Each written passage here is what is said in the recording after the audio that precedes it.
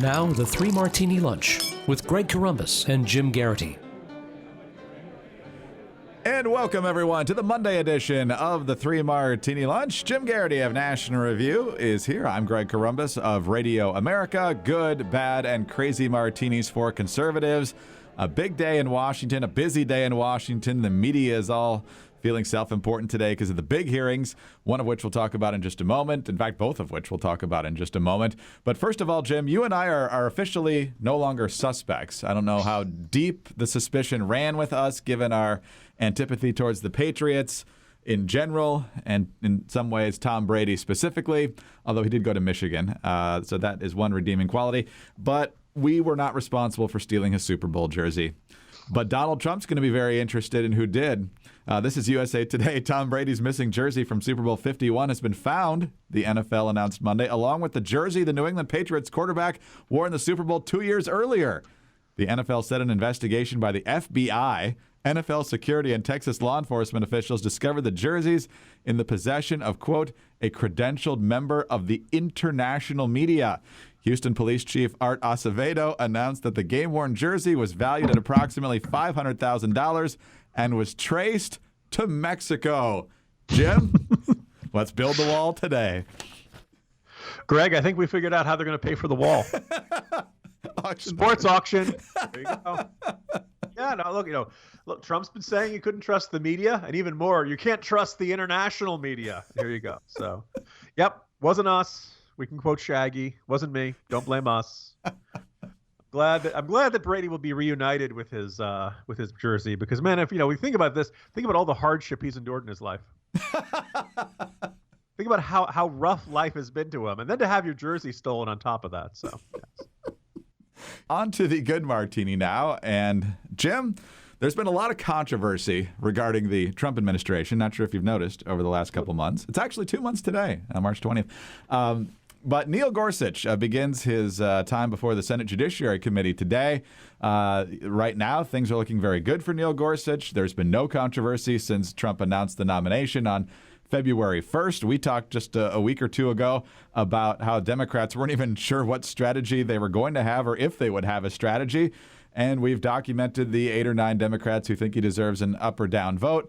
Since that time, some of the more traditional, powerful Democratic lobbying groups, particularly Planned Parenthood, have said, this guy will be a disaster for our issues if he's actually confirmed.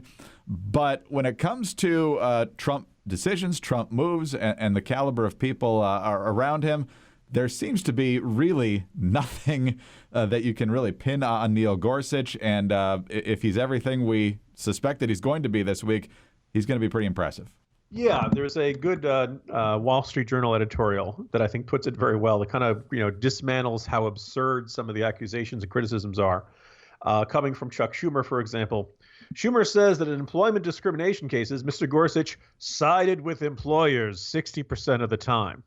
Well, that assumes that there's something wrong with that. But as the editorial board points out, judging is not a statistical exercise in which perfect impartiality is defined by a 50-50 divide between the employers and the employed. It's entirely plausible that in 60% of the time, the employer was right. And then they go back and they look and they realize that in 171 labor and employment cases, 89% were unanimous decisions. So either you want to argue that the other judges on the court were every bit as bad as he was and mean and nasty and always siding with employers. But it was just kind of this sense that, if he was really fair, he'd always be 50-50. No matter the merits of the case, if you ruled for the employer in the last one, you have to rule for the employee in this one. It just doesn't make any sense or any logic there. Now, I also noted that Schumer, remember that, Barack Obama had said that, what was the one really important trait in a judge that he wanted? And he said empathy. And many legal experts said, well, actually, this is turning the entire system of justice upside down because the statue of justice is blind. And the idea is not so much that the justice system can't see anything. It is more that they don't see anyone with favor or disfavor, that everybody is equal in the eyes of the court. Nobody has more rights than the other. Nobody has a higher status than the other. Nobody has some sort of greater legal standing than someone else because of title or wealth or anything like that. The law is supposed to rule on the facts of the case and the law of the case. Well, here comes Schumer and saying that He acts like a neutral, calm judge, but he expresses a lot of empathy and sympathy for the less powerful. Again, I don't want empathy in my judges. I just want them to make the right call. Right. I want them to follow the law. These sorts of things are supposed to be hashed out in the legislature. But in the reality, the judge harbors a right-wing, pro-corporate special interest agenda. Among them, that he has a friendship with the billionaire businessman Phil Anschutz. Anschutz also, by the way, is a good friend of Democratic Senator Michael Bennet. So curious if Bennet was signed off on this line of attack. That guy who's been donating for me for years? He's terrible, let me tell you. So, yeah. So, and it's kind of worth noting today is the first day of the hearings. If Democrats had a really good accusation against Gorsuch, if they had some great bit of opposition research, something they uncovered that would make people question whether they should be voting for this guy, they would have used it by now. It's going to be a really tough vote for the red state Democrats. We may see if they try to all stick together and try to force the nuking of the filibuster. The mood, at least late last week at the National Review and Ideas Summit, was that they wouldn't. They wouldn't be able to garner, they wouldn't be able to all stick together on this. We'll see how it shakes out. But in all likelihood, as somebody said, in a month or two, we should have it should be Justice Neil Gorsuch, not just Judge Neil Gorsuch, and the country will be better for it. Jim, you know what I'm looking forward to most in the confirmation hearings, and I'm being completely sarcastic when I say this, is the lack of any objective questions, regardless from either side, because the Democrats will try to find some nitpick to make him look like he's, the spawn of Satan, and then Republicans, why are you so awesome? Because it's the exact same. Some variation of, I have a question in the form of a rambling 5-minute soliloquy. And, I remember at some point, I think it was during the Alito hearings, maybe the Roberts hearings, and I think at that point the Judiciary Committee members had 30 minutes to question each. And Joe Biden went 25 or 26 minutes before even asking a question. He just went on a rant, just like you were talking about, because the Senate loves to see themselves talk and hear themselves talk. We'll be talking more about the Supreme Court also in our Crazy Martini, and it's not good. And it's not good. Let me just observe, we should get in just before we move on to the next Martini, Greg. Yes. My recommendation, the patented Geraghty strategy for all confirmation hearings. Now, Judge Gorsuch is a great guy who can probably handle it himself, but if needs be, he can always fall behind on the Geraghty strategy. Sure, Senator, whatever. Whatever you say, yeah, fine. What is it? Is it that? Yeah, okay. I nod. Yes, I look forward to working with you on this, Senator. Fine. Yes, I will give that great consideration when I'm up on the bench and I never have to answer to you again, Senator. Yeah. Just leave a tape recorder, nodding and smiling, and working on your fantasy baseball team inside your head. Fantastic. Yes, I think that would be a very good strategy. All right, let's move on to our Bad Martini now, and while that's going on the Senate side of Capitol Hill, on the House side, at least while we're recording this late Monday morning, the head of the NSA, as well as FBI Director Jim Comey, are sitting before the House Intelligence Committee, Devin Nunes and Adam Schiff. The top committee members there, the chairman is Nunes, the ranking member is Schiff. You've probably seen him on virtually every cable channel over the past few weeks as the Trump-Russia allegations have perpetuated. Right now, what we know from the testimony is that there is, in fact, an investigation into whether there are any important ties between the Trump campaign and Russia. Oh, and this comment from Jim Comey in response to Adam Schiff about whether Trump Tower was wiretapped by President Obama. First, the president claimed, quote, terrible. Just found out that Obama had my wires tapped in Trump Tower just before the victory. Nothing found. This is McCarthyism, unquote. Director Comey, was the president's statement that Obama had his wires tapped in Trump Tower a true statement? With respect to the president's tweets about alleged wiretapping directed at him by the prior administration, I have no information that supports those tweets, and we have looked carefully inside the FBI. The Department of Justice has asked me to share with you that the answer is the same for the Department of Justice and all its components. The department has no information that supports those tweets. So, Jim, even last week, after a lot of these Intelligence Committee officials and others came out and said there's no evidence that Obama personally ordered the surveillance of Trump Tower, we saw Sean Spicer persist with it, repeat a claim from Andrew Napolitano about British intelligence. Then Spicer and the National Security Advisor had to apologize privately to the British over that. So the question is, with Comey and the NSA saying they don't have any evidence of Obama wiretapping Trump, will this actually mean that Trump stops talking about it? Because so far the answer seems to be probably not. Probably not. And look, when the moment Trump put out these tweets, it seemed like a really huge accusation, right? I mean, they did terrible. Just found out that Obama had my wires tapped. Now, to his credit, he used quotes, so maybe he's speaking figuratively or metaphorically or something. In Trump Tower just before the victory, nothing found. This is McCarthyism.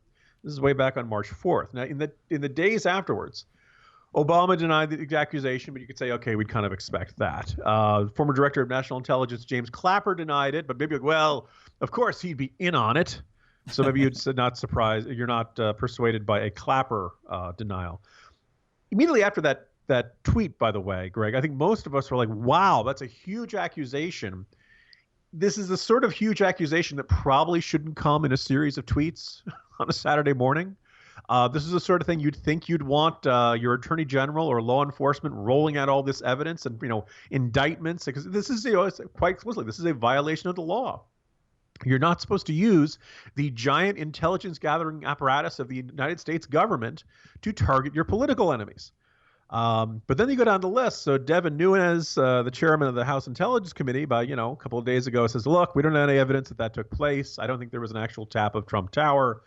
They asked Jeff Sessions, did you tell the president this? He says, well, I'm recused from that investigation, but he said, I never give him any reason to believe that he was wiretapped by the previous administration.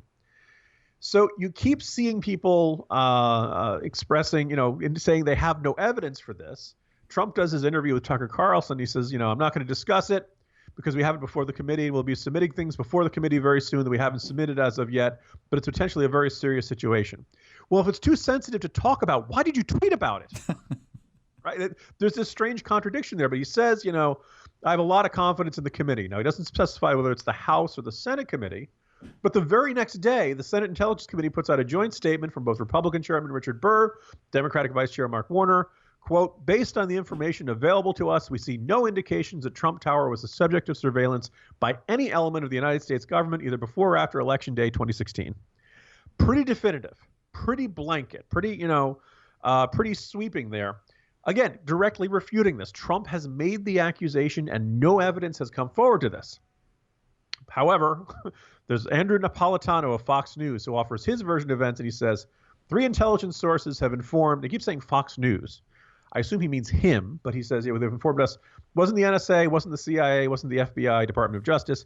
It was GCHQ, which is British intelligence. Andrew Napolitano is offering this version of events in which Obama calls the British government, has the British government wiretap or eavesdrop on Trump Tower. The next day, Fox News says, we have no, Fox News cannot confirm Judge Napolitano's commentary. Fox News knows of no evidence of any kind that the now President of the United States was surveyed at any time in any way, full stop.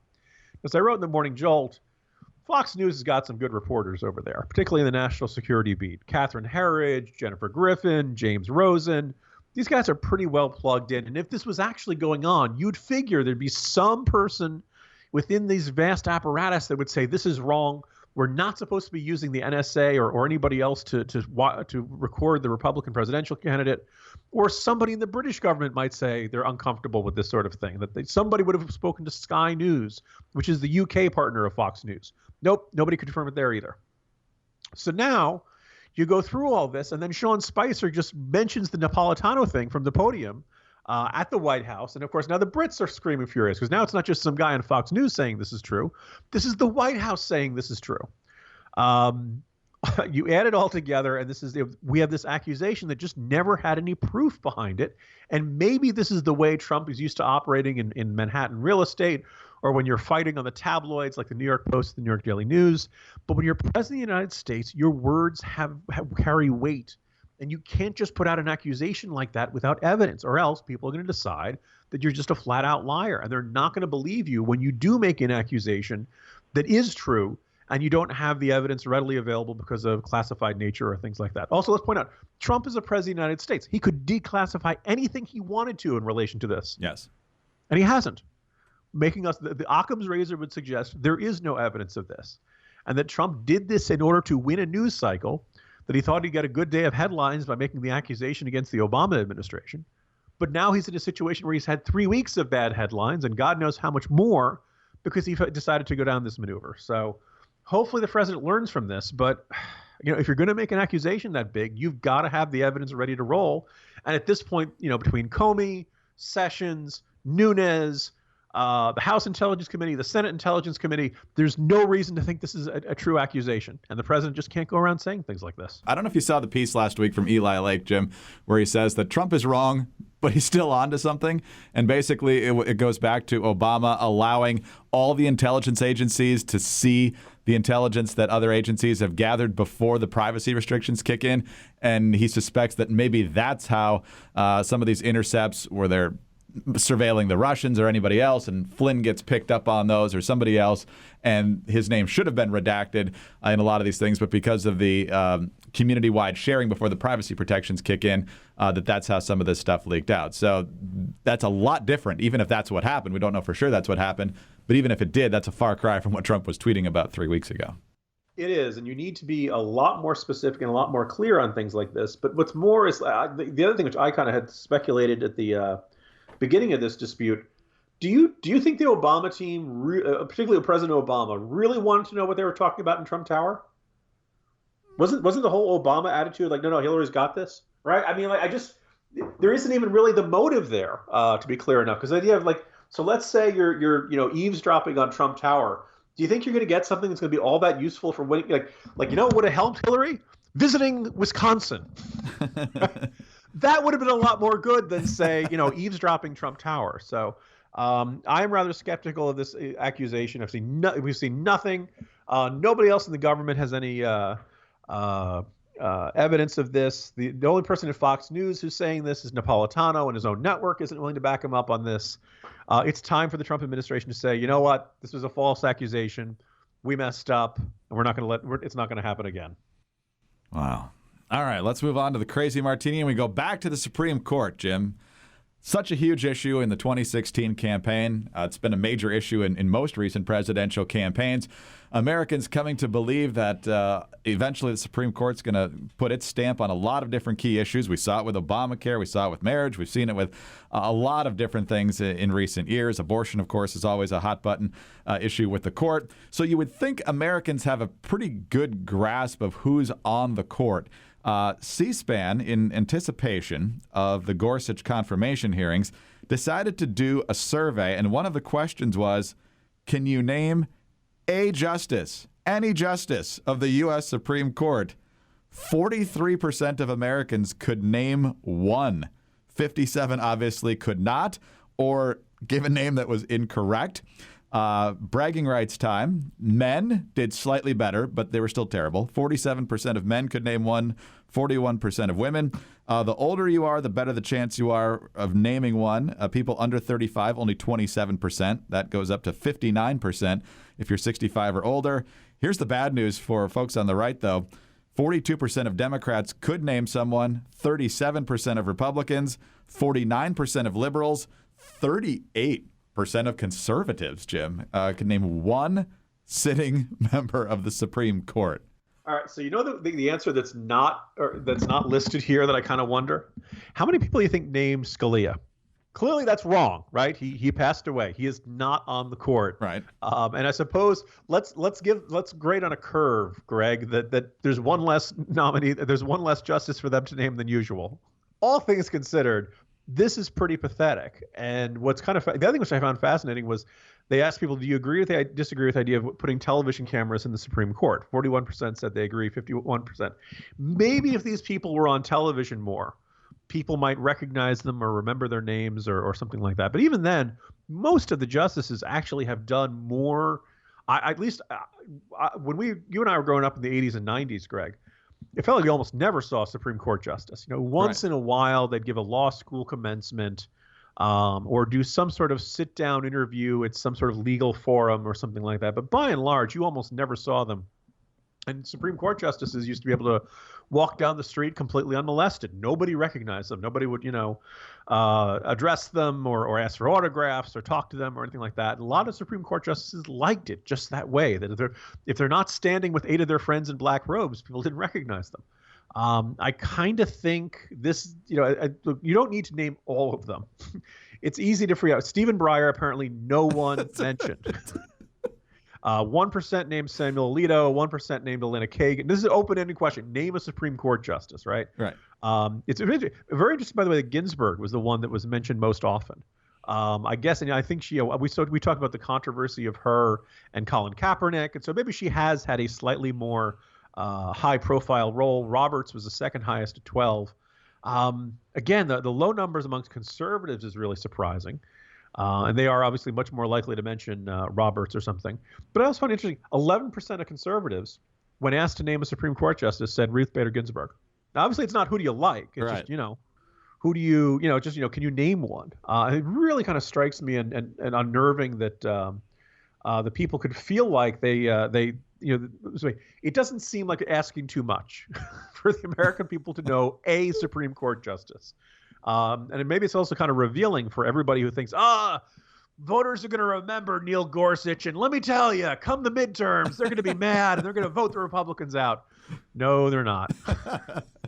Also, here's a great thing. Think about how furious. I mean, you and I were alive at that point. Imagine how just unbelievably thermonuclear the fight over Clarence Thomas was. Right. And now most Americans can't name that he's on the Supreme Court. Right. Right? I mean, like you and I are depressed at these results. Think about how Anita Hill is feeling this morning. I was going to say Clarence Thomas probably likes it better this way. Exactly. He's not that not that controversial anymore. So maybe America's had a lot of other things on its mind lately. There's obviously been a lot of political discussion and debates. You talk to conservative groups. They say the Supreme Court has always been one of their big motivating factors for their public. And anecdotally, the evidence is there. What we can now sense is clear is that conservatives want a court that's not going to mess around in their lives. But I'm not so sure they care specifically about which judges are on that. And certainly aren't going to bother to, take up valuable real estate in their mind, remembering any of the names of the Supreme Court justices. I know it will probably not shock anybody, but apparently it appears that those who are under age 35, only 27% could name any justice at all. Right. So, way to go, young people. Way to go. Crack a book sometime. And assuming Gorsuch gets confirmed, it's not going to get any better because right now he's about to start his confirmation hearings. Only 28% of Americans could tell you who the current Supreme Court nominee was. 2% got it wrong. I don't know if those are stubborn Merrick Garland people, but 70% had no idea. As Jim has said many times, we need a crash course in civics in this country, and this is just further proof. So, Jim, have a great day. Talk to you tomorrow. See you tomorrow, Greg. Jim Geraghty of National Review. I'm Greg Corombos of Radio America. Thanks for being with us today. And be sure to tune in again on Tuesday for the next 3 Martini Lunch.